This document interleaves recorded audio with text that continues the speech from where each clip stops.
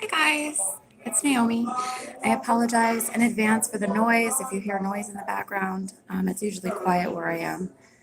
Um, I am waiting for my laundry to finish, so I figured I'd do a live video. I usually do them, as part of my every other day routine now, since, the tarot reading channel and the website really took off. But anyways, I appreciate whoever is attending right now. Hi, Kathleen. Hi, Leasha or Leasha. You have a pretty name.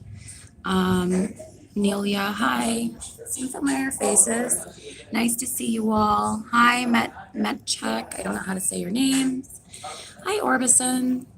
So I'm going to do a little discussion, and I might continue it later if I can get somewhere quieter.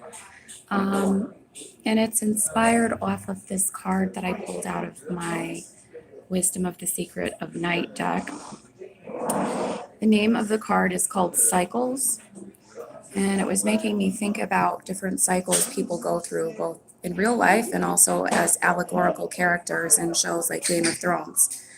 So, as you know, when I do readings, if you've ever ordered a reading from me or any of my other services, like the incantation and the life coaching, I am a very spiritual person, but also I have a psychology background with my master's degree. So I come from a holistic perspective when I talk about things.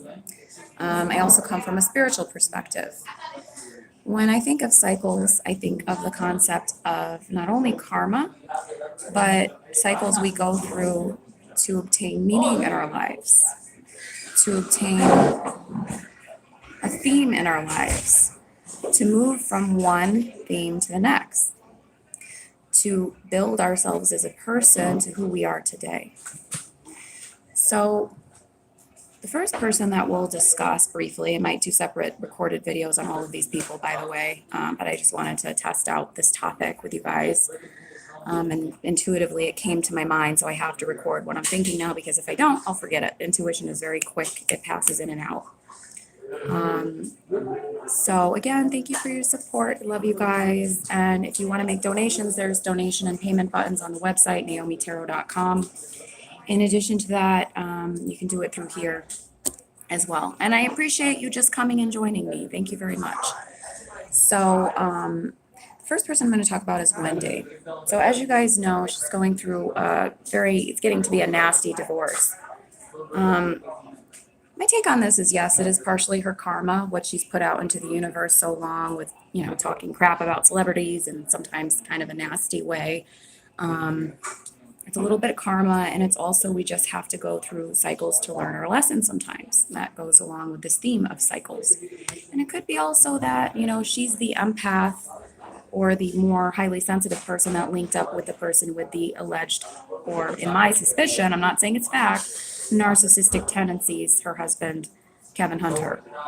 So, as you know, she's like a big gossip show, and I respect her. I've actually gotten a lot of ideas for my readings from her. I respect her as a woman, especially how she has worked herself so hard to get where she is and how successful she is in her chosen field. However, there is an element of karma, I think, to what's happening to her. And sometimes people think karma is like an arbitrary punishment. Not arbitrary. They think it's like an exact punishment to what they do. Like, you do this, you get this back. Kind of like the universe slapping you on the hand or something, or God, whatever you believe in when you're watching my channel. But I don't really think that that's what it is. I think it's a little childish to think of it in that way. I think more so what it is a kind of it's like the energy you're putting out is going to come back to you, but it's going to come back to you in a way that's going to affect you. So for instance, somebody who's narcissistic, who has multiple affairs on people, isn't really going to care that much if somebody has an affair on them, because they don't hold personal relationships as a value to them within their, within their existence. So somebody like Kevin, for instance, I don't know him, but this is just my take on it. His karma wouldn't come back in the form of her having an affair on him, because he goes around and does that all the time. He obviously isn't that much of a monogamous person, allegedly. Allegedly, again, it's not fact. However, somebody who really cares about their money, right? If they have affairs on people, it might come back to get them in their money. So karma doesn't always match, and I've seen this in real life as well. People have done readings on, also people in my personal life. Karma doesn't match exactly what the person did necessarily. So to make a long story short, I think she's going through this kind of like cycle in which she's experiencing kind of like all of the things she surrounded herself with for so many years, all of the gossiping she did about all these different people. And I don't necessarily think she's being punished, but I do think by constantly immersing yourself in a negative energy like that all the time attracts it to you. And so, oh, thank you so much. I appreciate that you like the psychological take. Thank you guys. I worked really hard on my master's degree when I was doing it. I had 2 part-time jobs, plus I went out all the time. That's when you're younger, you know. I'm in my 30s now. I had 2 part-time jobs. I went out all the time, and I went to school full-time. Imagine that when I was getting my graduate degree. It was crazy.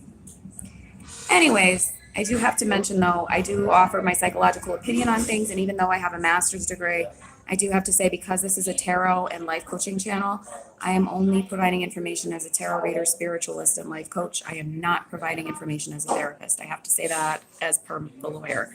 Anyways, but I appreciate all your support. So back to Wendy. So essentially, I think it's a combination of things. I don't think she's necessarily being punished for all the things she said about celebrities over the years and the trash talking. But I do think the energy she has immersed herself in for so many years, being like the queen of gossip, et cetera, has led her to carry on a negative energy around her. And because of that, she has immersed herself within this to attract more to her, right?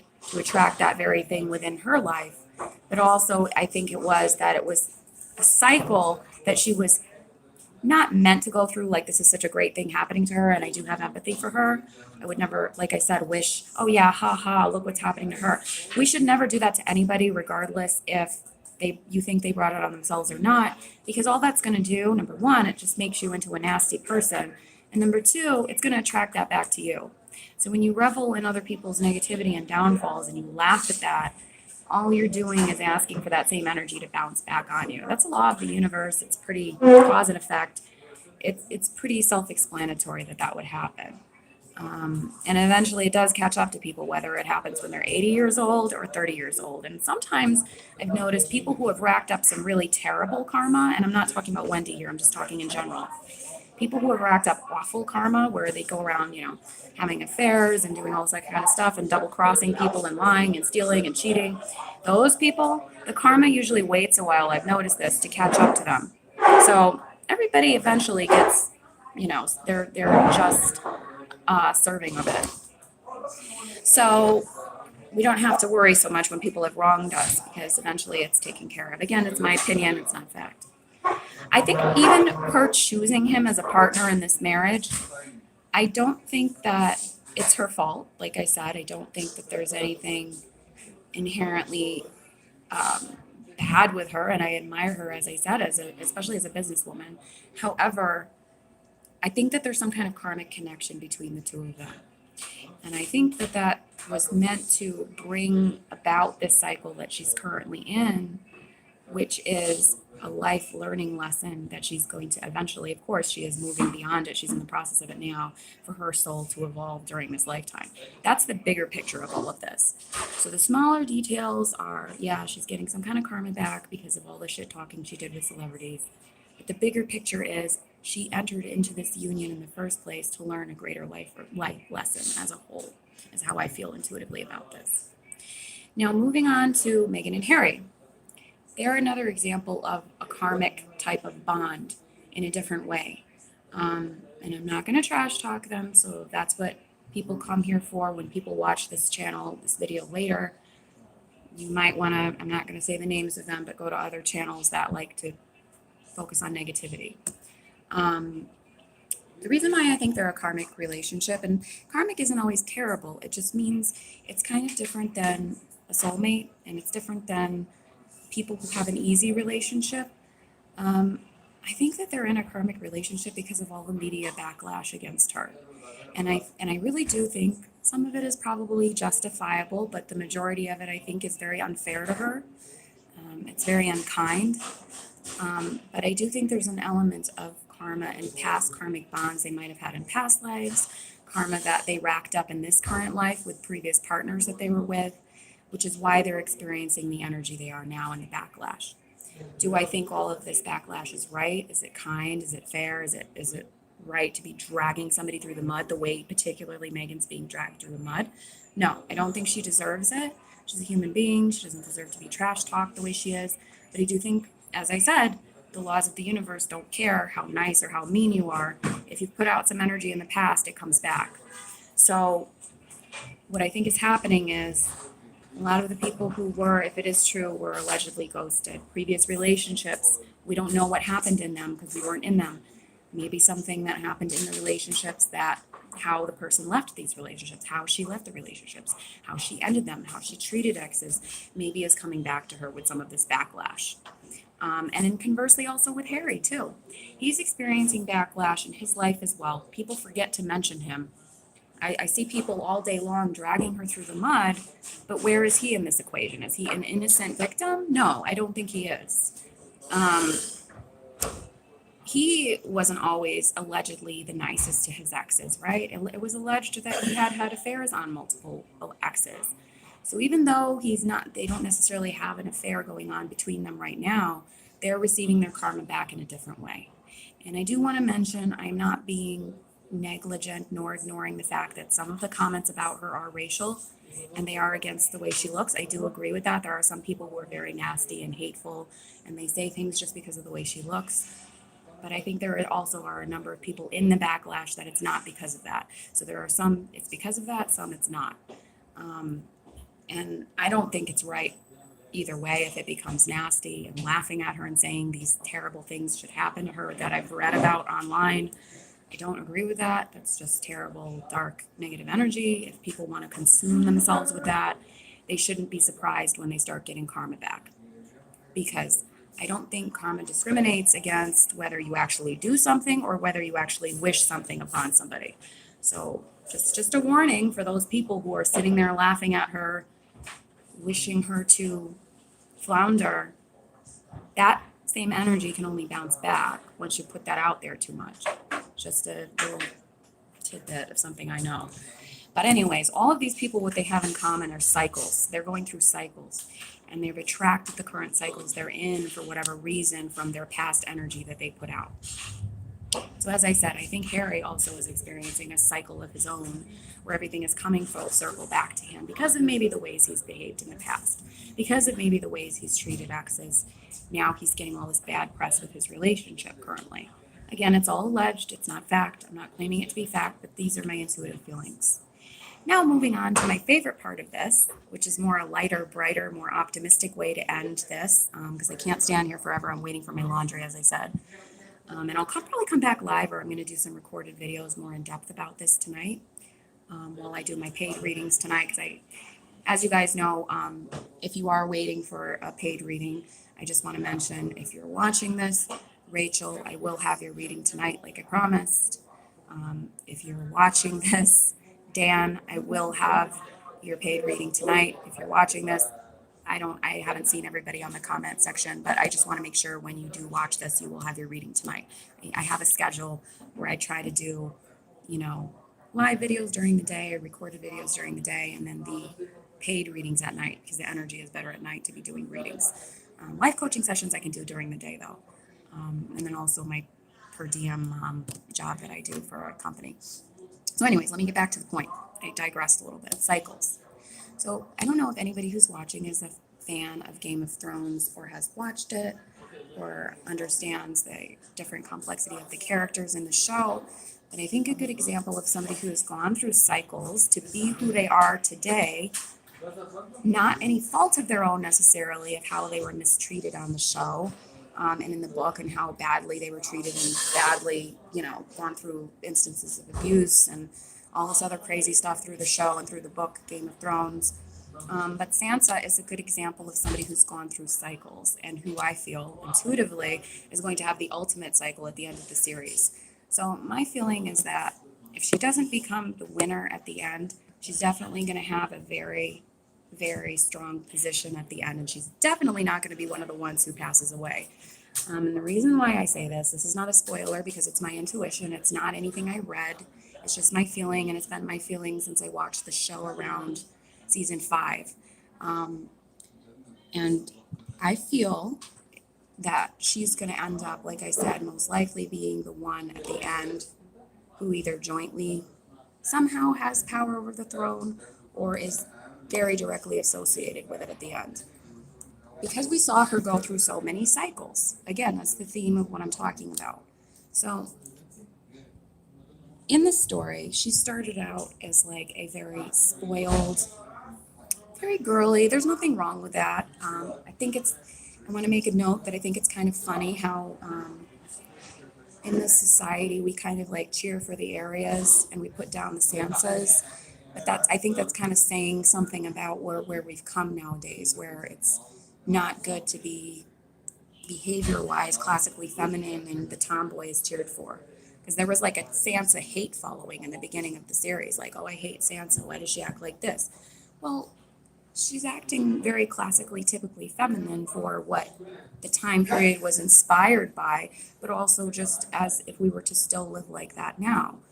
So people putting that down are actually putting down those aspects of the feminine or yin quality, which I don't think they realize when they're doing it, that's what they're doing. And then cheering for Arya, the tomboy who emulates male energy.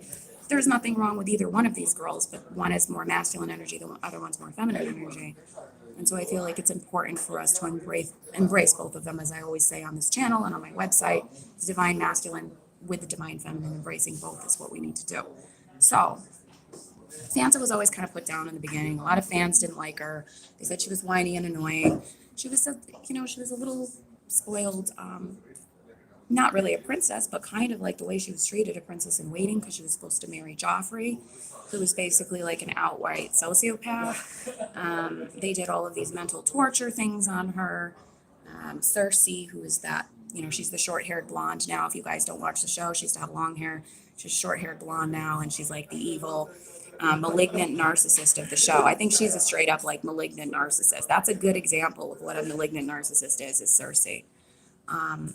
So she, kind of groomed her in a way to learn different tactics for reading people, because she manipulated and treated Sansa poorly. In the beginning of the series, she was mentally tortured by Joffrey. She was sexually assaulted by her second husband. Her first husband was the little person, Tyrion. He was actually very kind to her. So she did have some elements of kindness in her story after watching her family members pass away and Cersei's wrath and Joffrey and what they did to her.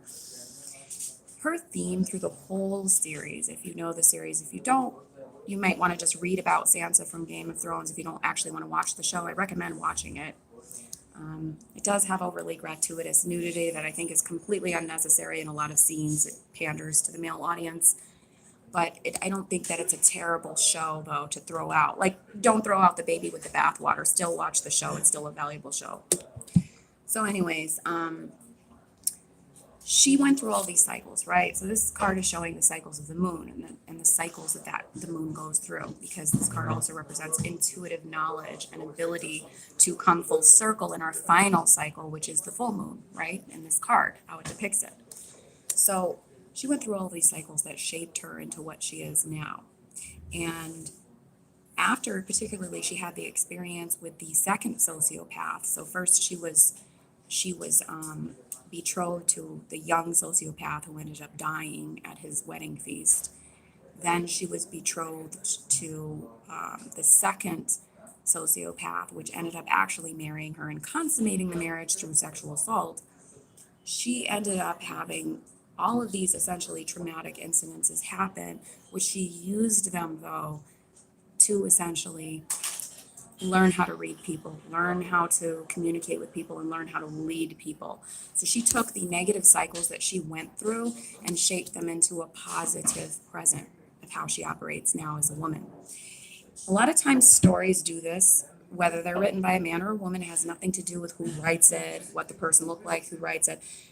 Regardless of the author, the country that the story comes from, I've noticed a theme in stories. Whenever they have a character go through a lot of difficult situations, who at first wasn't the most liked character, and they have them go through all of these difficult situations to shape them into the current person that they are, that person oftentimes ends up being, whether they end up being the center of the story at the end, or they end up being an extremely important part of it at the end, that person ends up having a lot of value to the story.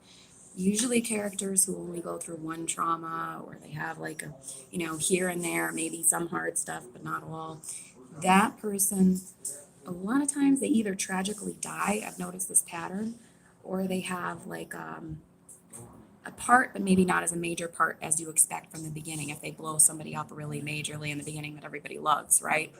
So Daenerys is a good example of that. Everybody liked her from the beginning. They blew her up to be really big since the very beginning of the show.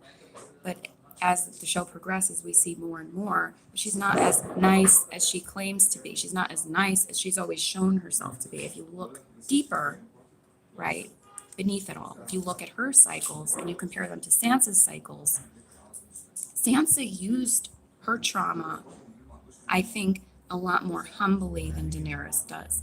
The element that Sansa has that Daenerys doesn't is more of a humility and an ability to learn from the mistakes. I don't think Daenerys completely learns from the past as much as Sansa does, and I think that's the difference.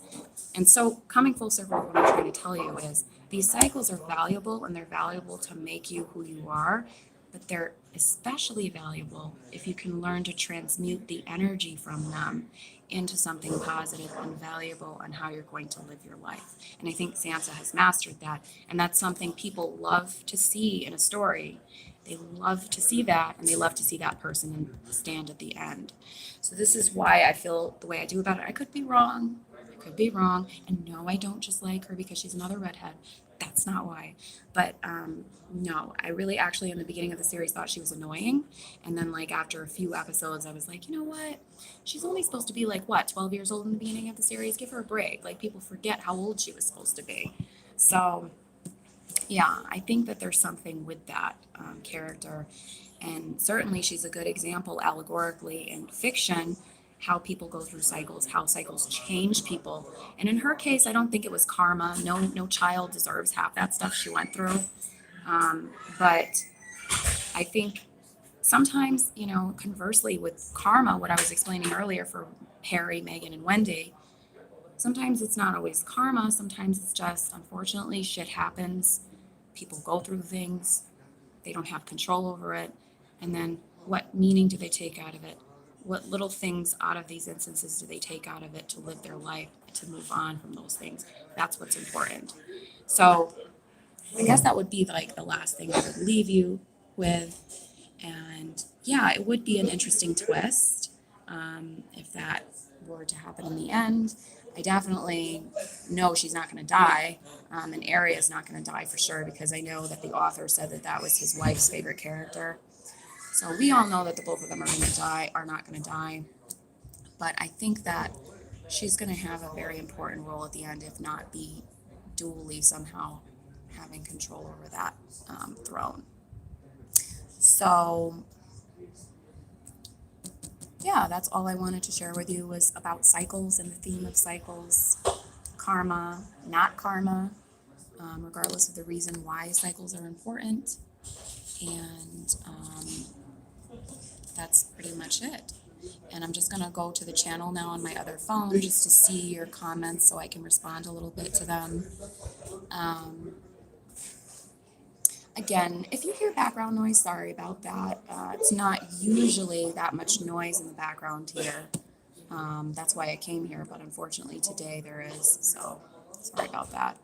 I try to keep my voice low to be respectful. So let me just see if I can find the comment section so I can see. Hi, Kelly. I'm going to respond to your email, Kelly, in a little bit. I did see it. I just want to thoughtfully read it and respond to it before I send you one back.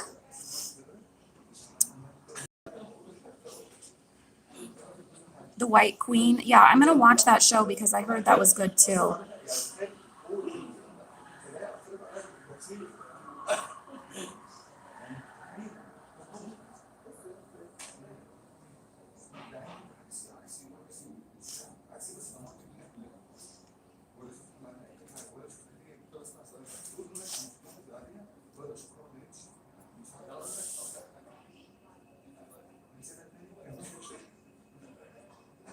So anyways, I'm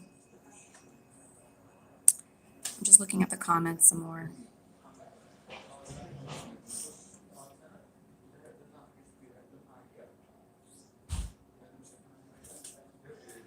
Thanks, Jennifer. Thanks, Lynn. Thanks, Gemma. Thanks, all of you guys who showed up in the chat. Thanks, Nelia. Jamie, Vic. I'm going to mute my voice so I don't have to hear myself talk. Thanks, Anna, JH, Callie. As always, thank you for coming, Callie and Kelly and Lynn. Deb, thank you so much, sweet. And so, Kelly, just to close, since you came in at the end, I'm going to have to get off here because I have to go get my laundry. I was killing time in the coffee place. See, there's my coffee. I was talking about cycles and how Wendy Williams, Harry, and Meghan, and Kevin Hunter and Wendy, and Harry and Meghan all are exemplifying some type of karmic energy that's causing cycles, and how Sansa in Game of Thrones is a valuable allegorical symbol of cycles we go through, not because of karma, but just because of stuff happening to us, and how we can shape that into meaning for our lives and how to live it in a more meaningful way and learn more about others. And also I was saying how I think she might be the person at the end, the last person at the end, but I'm not sure. But between the two women, for sure, her over Daenerys. I feel like Daenerys would just be too obvious at this point. But that's what it was about. And I was inspired by this card Cycles from Wisdom of the Secret of Night card deck. And it was the card I pulled out today for guidance. So I will be doing a recorded video today. And as I said to the people watching, if I told you one was being done Monday, it will be done Rachel and Dan. And that's it. So these readings and talks and life coaching sessions and incantation and anything else I do on my channel is for entertainment purposes only. It's not fact-based or proven. And I'm not responsible for any decisions or outcomes that people make after my readings. There are no fixed outcomes on the readings. Thank you so much for watching, guys, and